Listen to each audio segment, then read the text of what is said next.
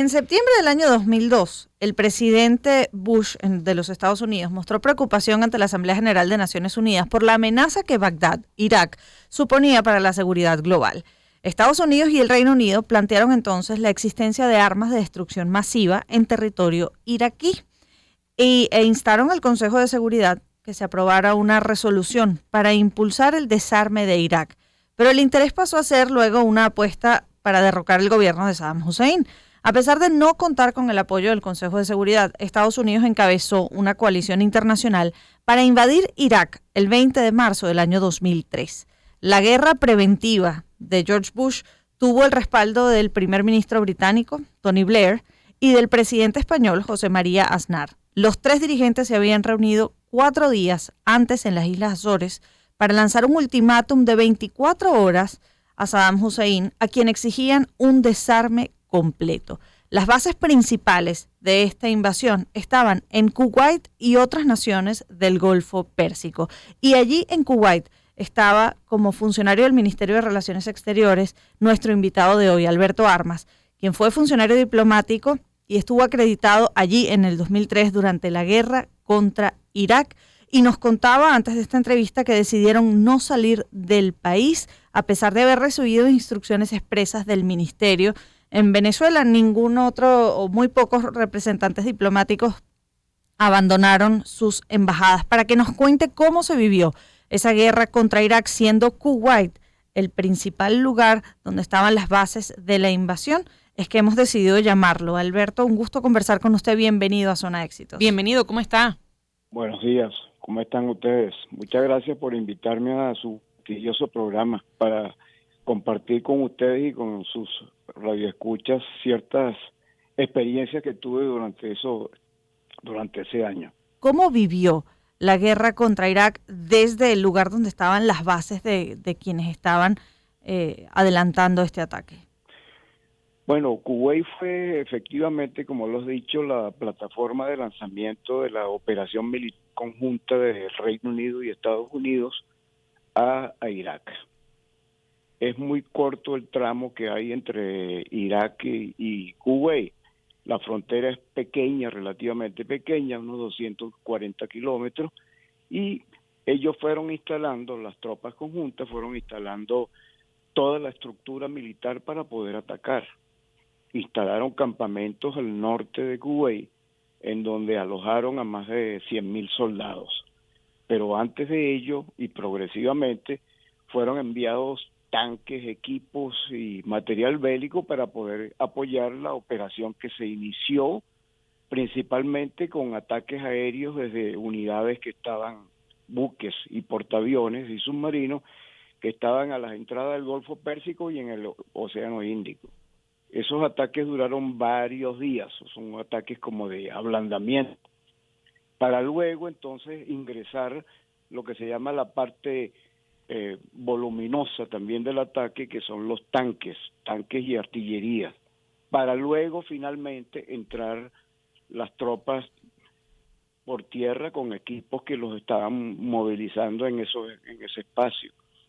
Esos días fueron tremendos por el nerviosismo y sobre todo el nerviosismo que uno sentía porque la información que se había divulgado era que ellos los iraquíes poseían armas químicas o bacteriológicas.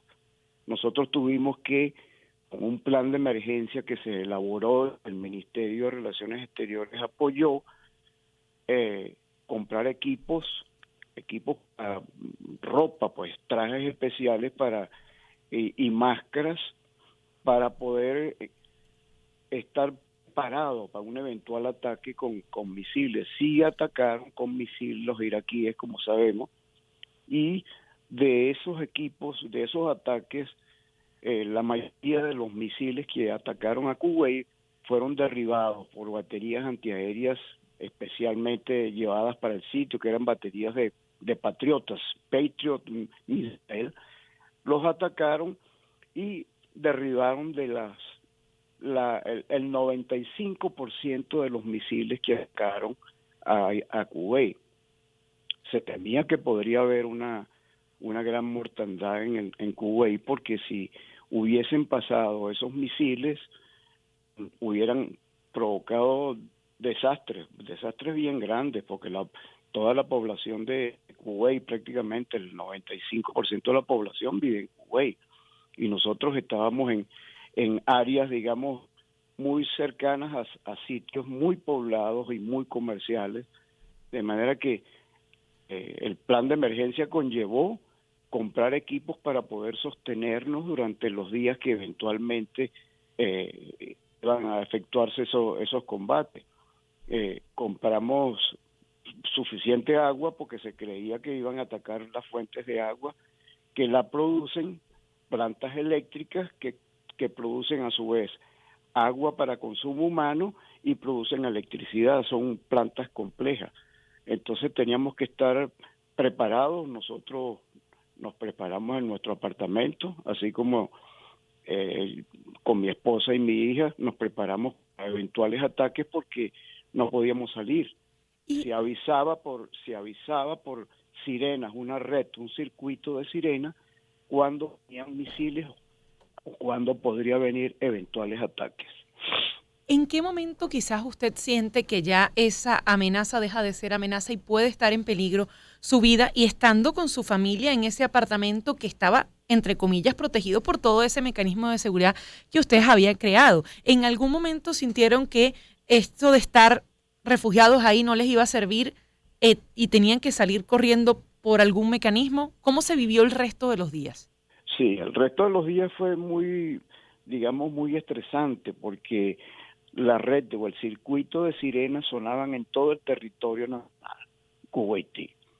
Al frente nosotros vivíamos en una avenida más o menos principal de una zona de Kuwait, y al frente había un colegio de niñas kuwaitíes que por supuesto eran los que brindaban, digamos, información general, y a su vez tenían las sirenas del circuito. Entonces en el apartamento se sentían las sirenas como si estuvieran metidas en tu casa, y entonces era un poco estresante y nervioso, ¿no? Uno estaba muy nervioso porque ya el tiempo que nos dieron para salir había caducado, que nos dijeron: si ustedes no salen en determinado tiempo, ustedes tendrán que quedarse porque el espacio aéreo kuwaití estaba cerrado para las operaciones aéreas civiles, y lo único que volaban eran aviones americanos o británicos que controlaban el espacio aéreo kuwaití. ¿Y cómo fue tomar esa decisión de no abandonar el país, a pesar de haber recibido instrucciones del Ministerio de Relaciones Exteriores en ese momento? Claro, las instrucciones fueron precisas porque el propio canciller, que era Roy Charlton para ese entonces, nos ordenó que nos retiráramos porque ellos enviaron, dentro del plan de emergencia que nos hicieron elaborar, ellos enviaron dineros como para abandonar el país. Entonces nosotros pensábamos, bueno, pero si vamos a abandonar el país, ¿hacia dónde nos vamos? Y segundo, ¿cuánto tiempo vamos a estar por fuera? Y tercero, si las demás embajadas y el personal diplomático no abandonó el país porque Kuwait era plataforma de lanzamiento de una operación militar, pero no era el sitio de la guerra en donde se iban a efectuar y se iban a suceder todas esas operaciones y ataques con misiles y equipos especiales. De manera que nosotros lo que hicimos fue simplemente hacer un sondeo entre el resto de las embajadas que habían, algunas muy conocidas, como Brasil, la Argentina. En la Argentina había un solo funcionario, y en Brasil igualito, había un solo funcionario. La gente no iba a abandonar, y entonces el embajador y yo decidimos quedarnos, porque realmente si estábamos apertrechados, entre comillas, con un plan de emergencia y con equipos y protegidos por esas operaciones militares del Reino Unido y los Estados Unidos, nosotros dijimos: vamos a quedarnos. Y efectivamente nos quedamos hasta que nos cesaron las operaciones aéreas y permitieron que uno pudiese tomar un avión para volar hacia un sitio en donde pasar unos días distintos a todo ese estrés o toda esa situación que se vivió durante los ataques. ¿Y eso fueron cuántos días? Aproximadamente las operaciones aéreas duraron como 7 o 8 días, porque fueron operaciones masivas, militarmente era una fuerza poderosísima lo que se organizó para invadir a Irak. Y luego las operaciones militares terrestres y de artillería pesada y de blindado, eso sí ya duró como hasta finales de marzo, hasta que tomaron Bagdad, con la famoso toma esa de CNN que hizo del derribamiento de la estatua de Saddam Hussein en una plaza pública allá en Bagdad.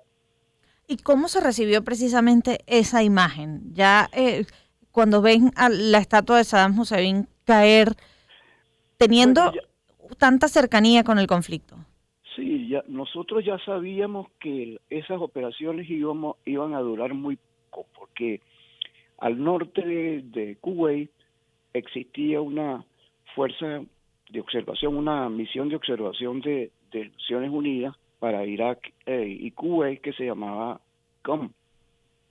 En UNICOM había una serie de militares de origen latinoamericano, habían brasileños y habían argentinos. El comandante de la fuerza de UNICOM entonces era un general argentino.